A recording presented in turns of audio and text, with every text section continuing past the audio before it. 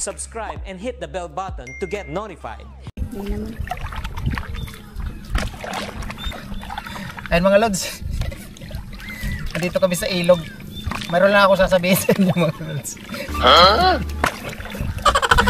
Nagpagka kami dito mga lods. Dito kami sa gilid, ayan o. Dito kami sa ilog. Dito tayo magbablog. Mayroon lang ako sasabihin mga lods. Lilinawin ko kayo mga lods sa dito sa ilog. Ngayon pala hindi tayo makapamana dahil napakalalim. Ang ganitong kulay mga lods ng tubig sa amin to, hindi to malabo. Dito makapagpamana pa rin mga lods dito kung ganito lang ang tubig. Kaso hindi kami makapamana kasi dahil malalim ang tubig. Sa mga nagtatanong mga lods, bakit daw kami nakapamana na malabo? Bakit daw po din kami nakahuli kahit malabo ang tubig?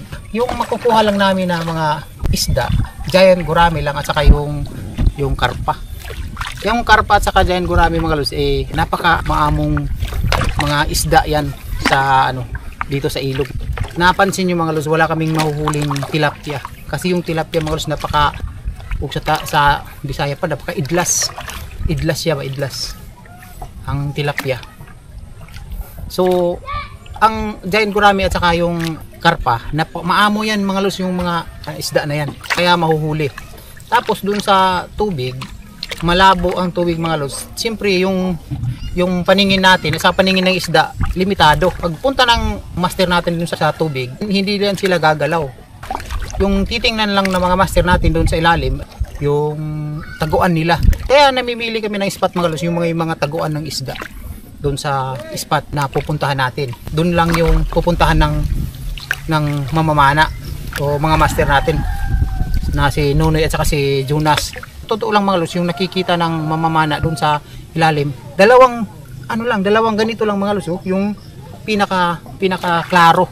Kasi yung lumagpas na ng dalawang ganito, wala na, maitim na yan. Hindi na klaro. Pupuntahan mo pa, isda ba yan o hindi ba isda? Ayan. So yung palatandaan nila doon sa ilalim ng tubig, pag isda na gurami, yung may niya sa ilalim, yung may dalawang bigote na pag doon sa ilalim, yun pagtingin nila isda na yun yung palatandaan nila, isda. Kahit malayo na, kahit maitim na, isda na yan yung palatandaan nila. Ganyan ang sitwasyon dito sa ilog na kahit malabo, makahuli pa rin mga lods dahil sa maamo rin yun yung mga isda na yan. Yung giant gurami maamo yan at saka yung karpa maamo yan ng mga isda mga lods. Hindi katulad ng mga tilapia at saka yung dalag at saka yung hito dito hindi maamo yan. Pag kahit may tunog lang na ng tao, aalis yan agad yung tilapia. Hindi katulad ng giant gurami at saka yung karpa, maamo sila. Kaya maabutan ng mga master natin doon sa ilalim. Kahit may tao doon sa taguan nila, hindi sila aalis. Kahit makapansin yan ng may tao, halos hindi sila iimik yung mga giant gurami, kaya madaling mapana. Ayan. Balik na tayo mga lods, papunta na tayo doon. So ganun lang yung pagpamana dito sa malabo na ilog. Ganun lang yung kakayahan ng mga isda na yan, yung giant gurami at saka karpa. Yan yung pinaka popular dito panain dito sa malabo na ilog. Ayan. So yun mga lods, salamat sa suporta ninyo.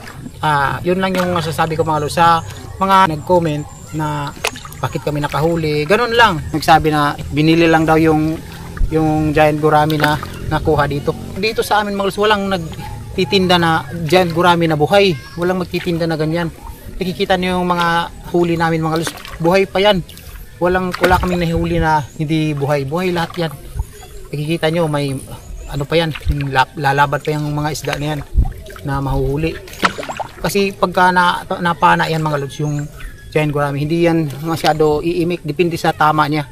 Kung mapuruhan, hindi talaga siya makagalaw. Hindi siya palaban ba masyado na isda. Yung mga yan na isda, yung giant gurami.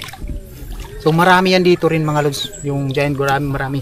Kaya hindi yan mauubos-ubos. Kung mauubos man mga lods yung giant gurami, yung malalaki lang. Pero hindi rin ako sure na mauubos yung malalaking gurami kasi doon sa baba ng ilog na to, malaki. Walang namamana doon mga lods kasi delikado doon sa sa baba. May mag-comment din na mayroon daw buhaya dito na ilog. Mayroon mga lods, hindi lang natin alam na kung nasaan sila. Pero may palatandaan kami dito na kung bubula daw yung tubig, andyan yan sila, yung malalaki yung bula.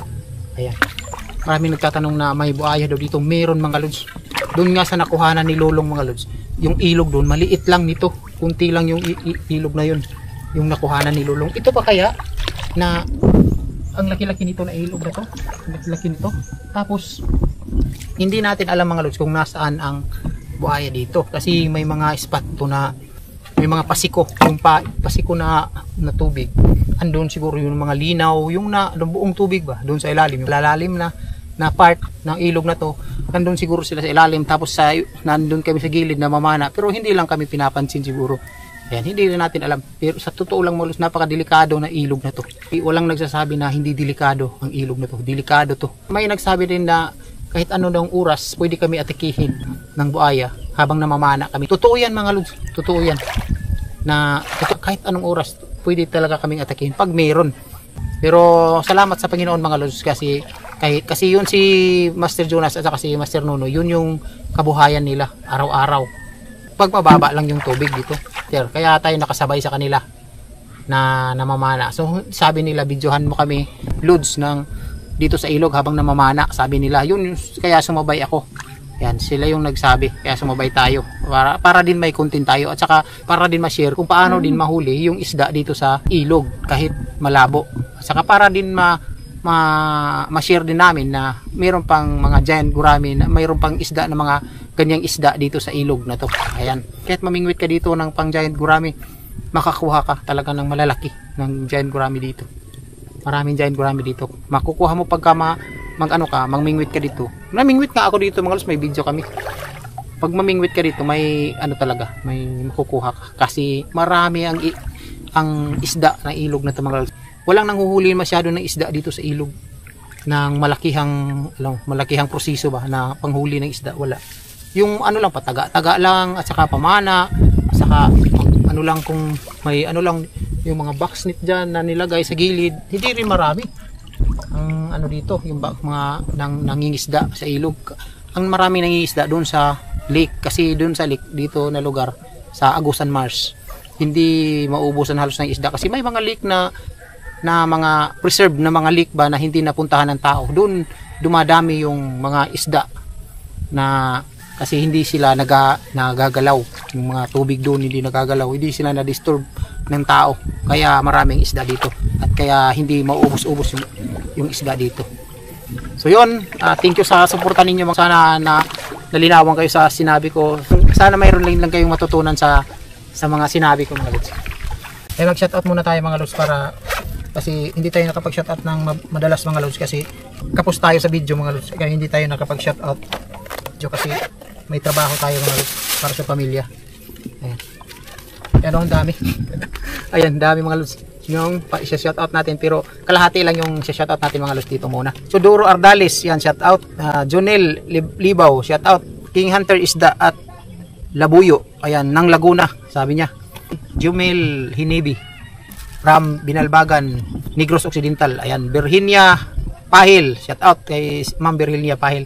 Shoutout kay Sator Pipi, sabi niya shoutout sa anak kong si Ayesha Vincent RPP, sabi niya. Michael Pipi, shoutout din Michael Pipi, Manny Pipi, at sa asawa kong si Teresa Ramada, ayan, shoutout. Jordan Bryant, shoutout. Edwin Antikina ng Manila, shoutout. Ismael Sibilia ng Toyama, Japan, ayan, sir, thank you kay Sir Ismael ng Toyama, Japan. Terio Pires, silent viewers ng Mawab, Davao de Oro, ayan, si Terio Pires. Mark Dominic Bahaghari, shout out. Dabdab Victo, Robert Rebriha from Maitom, Pangi. Anthony Miki, shout out kay Anthony Miki. Sabi ni Anthony, bakit malabo ang tubig pero nakakahuli kayo? Ayan, sinabi ko na kanina mga lods. Barbara Rohiro ng Iloilo, shout out. Ananara, thank you sa comment ni Ananara. Marhan TV, shout out. Rogelio Baray, Makyard TV. So yun, thank you mga lods sa nag-comment lahat, nababasa natin yan lahat mga lods, yung nag-comment, at saka nag-heart din tayo doon sa mga nag-comment mga lods. Mga lods, thank you sa inyo sa mga pag-comment at saka pag hindi pag-skip ng ads. Lalong-lalo na mga lods sa suporta ninyo. Thank you ng marami. Ayan. Sa mga solid supporter natin, solid viewers natin, thank you sa inyo mga lods. Yan, yun lang masasabi ko mga lods. Now, maraming salamat mga lods sa suporta ninyo sa video natin. Ayan. So, yun lang. Thank you. Bye-bye. At shout out din kay pare Arvin Mariano. Shout out sa iyo, pare. Diyan sa Mungkayo, Davao de Oro. Ayan. Shout out din kay Rolando Dukay. Margie Mantisa pala. Thank you, ma'am. Kay Ma'am Margie Mantisa, thank you din sa palaging panood at palaging pagko-comment at hindi pag-skip ng ads, ma'am. Thank you sa iyo. Ayan.